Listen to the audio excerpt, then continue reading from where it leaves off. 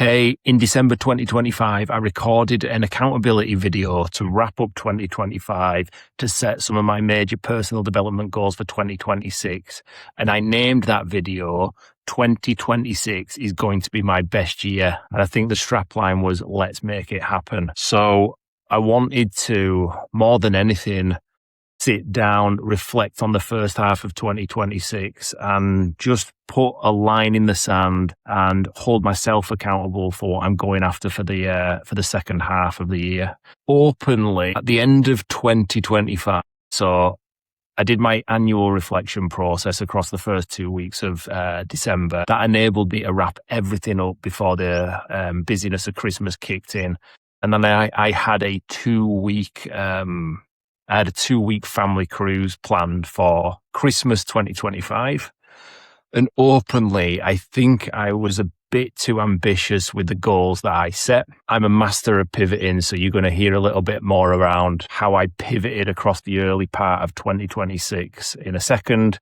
But just to give you a bit of a backstory. So I've got my laptop here just with some notes around some of the goals that I outlined in that video. I had an annual theme which was called Mastering Momentum Whilst Always Being Present. Now, although I put that strapline in, the goals that I set weren't in line with that strapline. And I got challenged by my family. I got the tap on the shoulder by Lucy, my wife, when we were on the cruise over Christmas. I think I was being far too ambitious and missing the whole point of being present with the family. So the 3 major goals that I highlighted as part of that video and to hold me true in 2026 were health and well-being, make sure I continue to challenge my body and my mind. Purpose and fulfillment, that was about positively impacting people's lives, building my personal brand on social media and connecting with a wider audience across the globe. And relationships and family, being proactively present. Now, those 3 core values keep me honest through my life. But what I'd done is when I was building up those goals, I put far too many ambitious personal goals in there around me setting personal fitness challenges, around me growing my social media presence on TikTok, YouTube, and Instagram. And openly, those 2 elements were bleeding into my family life. So I had the priorities the complete wrong way around. My closing line from the video was 2025 was about building momentum and 2026 will be about mastering it. So what happened was, for those of you that have been following me, for those that watch these videos, the last 6 months of 2025, I tried to be a bit of a TikTok influencer. I was scripting, it was recording. So I was scripting, creating, editing, posting daily content across TikTok, across YouTube, and across Instagram. And that paid its toll. When I was on the family cruise, I was sneaking off, whether that be lying, saying I was going to the room to grab something, and actually 30 seconds I was recording a video. Whenever I had Wi-Fi, I was editing and posting when we were walking around offshore. And Lucy tapped me on the shoulder and just went, Mark, enough is enough. And we always need that constant in our lives. Lucy is my constant. And yet again, she was right. Why on earth was I chasing all of this connection with the wider world when actually the people that are most important and closest to me, I wasn't spending time with? So I would say the last week stroke a few days on that cruise was very reflective. I'd just come off the back of setting all these big, massive goals, locking them in my plan and having all of that wrapped up and ready to rock in essence when January the 1st hit, when I got back from the cruise. What I had to do, I didn't have to do it, but I was intentional to reflect, reset, and re-energize my priorities. What I did was I flipped those major personal development goals on their head. And I was really more intentional to over-index, making sure that I was present for my family, making sure I was continuing to focus on my health and well-being. But for once in my life over the last 10 years, not going on and setting crazy challenges that would need massive amounts of time away from the family, dedication, and anything that would draw me away from my family, I tried to taper that back just to maintain that presence more than anything. So how have I got on? let's cover them in that order then. So relationship and family. We've had a big year. As a family, we've had a really big year. We've been to Florida. We spent 3 weeks in Florida. We've been away in the caravan for weeks in Park Foot. I am mid-holiday now at the moment, about 8 or 9 days into a 2-week caravan holiday in France, where we've traveled 2 places at the moment and are going to Paris for 4 nights this morning. Yes, I'm sneaking off on holiday, recording a video, but this time I'm doing it intentionally before the world awakes. Lucy, the 2 kids are asleep. It's 7 o'clock in the morning. The world is not awake. And I've found systems to improve the way I edit. That's a personal admission to me to say, I'm on holiday again. I'm recording a video, but it's okay. And we've had Seb's 12th birthday. We've done a lot. I'm quite blessed in my 9 to 5 to have 43 days holiday a year, which is just crazy. It's unheard of, to be honest. And Lucy loves the holidays. We have had a cracking year.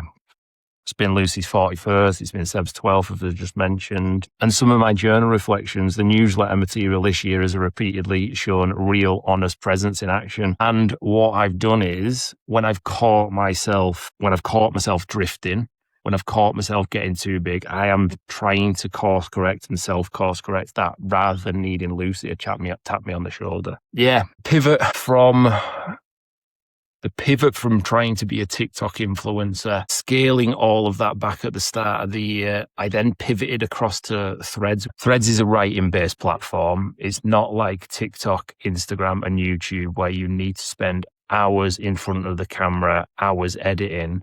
It's a writing-based platform that you can share openly your thoughts. And actually what I've done then, so flipping onto the purpose and fulfillment, for me, a real win is I've found a social media platform in Threads, which has allowed me to build through the edges of the day and still remain present. So I built a personal Threads account to just over 15,000 followers. Around 50 days ago, I started up a momentum movement business page and grew that to 1,045 days. What I've done now is I've found a platform that fits my life, and I found a platform that I can, from my personal page, semi-automate, and from my business page, pretty much 90% fully automate that page. So one of my biggest skill sets is systemizing things to simplify them. I've definitely done that with Threads. What that's done is growing that intentionally with a systems-based mindset has now allowed me free time to then jump back, get the tripod out and start creating more long-form videos. Yeah, that's been a real win. I've grown my social media following. I've turned those digital connections into true human business relationships. I was going to try my best to get on and be a host on podcasts. I canned that because of the intentionality to scale back some of my purpose and fulfillment goals. What I've now done is 3 weeks ago, as I mentioned in another video, I've created a podcast. We're 6 episodes deep. I've got 3 guests planned in over the next 2 months. And again, finding systems and tools to make that process simple, to remove friction, to means that it's not a weight on my shoulders. So yeah, recording my podcast on Riverside has been an absolute godsend for me. I'm doing exactly that with this video. I'll record this video raw, whack it in Riverside.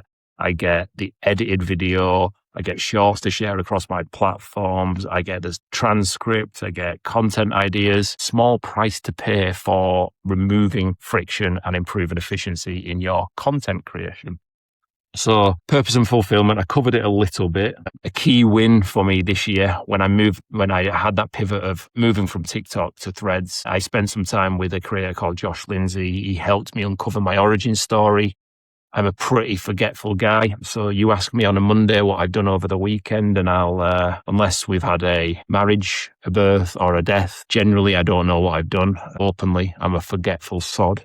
So what Josh did, he helped me uncover some of my origin story, some of the scars, some of the experiences I've been through, and basically formalize some of the things that make me, which means then that I could turn up on Threads and truly be my true authentic self, which was absolutely golden. I've already mentioned the milestones on Threads. I hosted with six other content creators, co-hosted with Josh, the Great Millennium Build, which was a workshop which had about 35 people on it, which was amazing. Properly stepped outside of my comfort zone. Was part of a small cohort with Jimmy and Cody, which was great. That enabled me to accelerate my growth and double down on my content after achieving my first 1,000 followers. And yeah, instead of them being a host on a podcast 12 times this year, one per month, I basically started my own podcast. We're 6 episodes deep and we are ready to rock and roll. So that covers purpose and fulfillment. And then on the health and well-being, as I mentioned, I was far too ambitious. The back end of 2025, I outlined in my goals some crazy challenges: to do a 75 hard challenge, to do the Yorkshire Three Peaks, to do the Keswick To Barrow, which was 40 miles, and to do the Endure 24 race.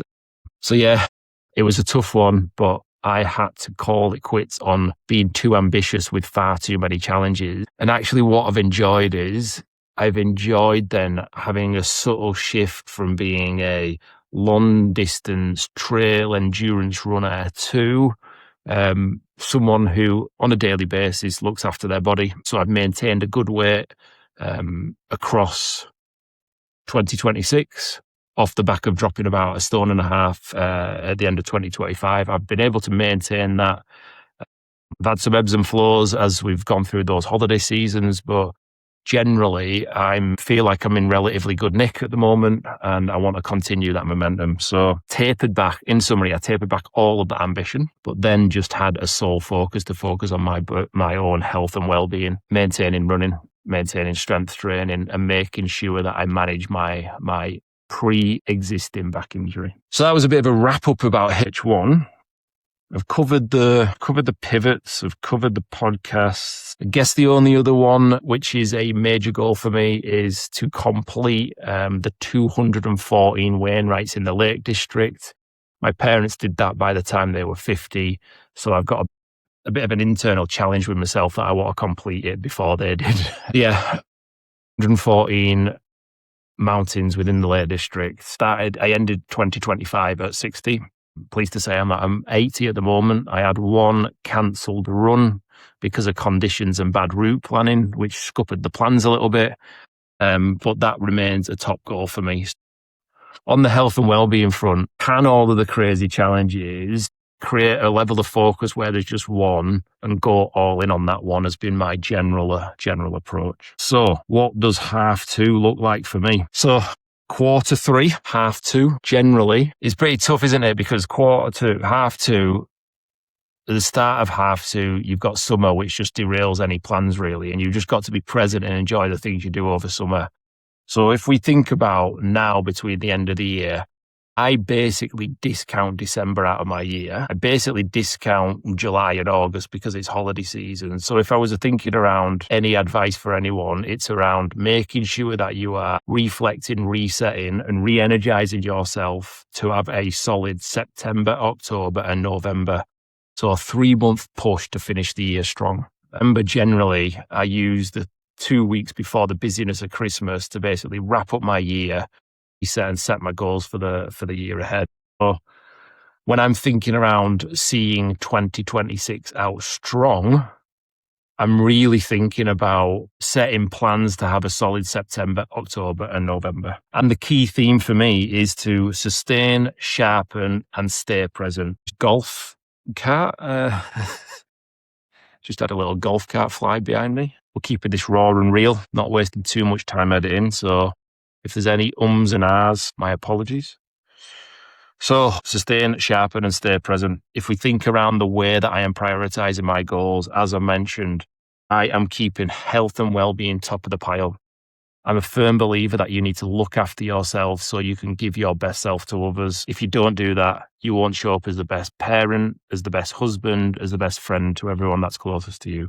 Health and well-being is building a body that lasts. This is not a new push. What this is around, I had a goal at the start of the year to get to 14 stone. That's 196 pounds. I haven't weighed myself yet. I've been on a 2-week holiday in France, eating lots of cheese, bread and drinking wine and beer. So for me, focus coming off holiday, reset post summer and get after it to achieve 196 pounds. I know we shouldn't chase numbers, but doing it anyway. It's a nice round number, 14 stone, 196 pounds. So yeah, the full focus for me is on 3 strength sessions a week, 2 midweek runs, and then a long run on the weekend if we don't have any other plans. On the health and wellbeing front as well, around personal challenges, I'm on 80 Wainwrights, as I've said at the moment. I had a goal to get to 100 by the end of the year. I've got 3 walks planned across the end of the year, which should get us to 25 Wainwrights. So yeah, that should be good. It'd be nice to tick into 2027 with just over 100 Wainwrights ticked off. And then we can build some plans to get, I think it was 50 per year. It's a big ask, but with true planning, we can get after it. And then relationships. It's all about staying present. We've come off the back of like the first half of the year has been big on holidays, big on things to do as a family, as a collective. I think September, October, November, we'll still maintain some caravan holidays. We'll still do things as a family, but it'll be tapered a little bit. We're going into a bit of a boring phase. We're all on a bit of a health kick. We all need to lose some tucker. So yeah, it's probably around weekend van trips more than anything. So last year, post-summer, I had a summer reset, which fundamentally allowed me to drop near on a 1.5 stone between end of summer to the start of December. I felt like a new man. I felt more confident. I'd let myself drift for a number of years when I was building 3 factories.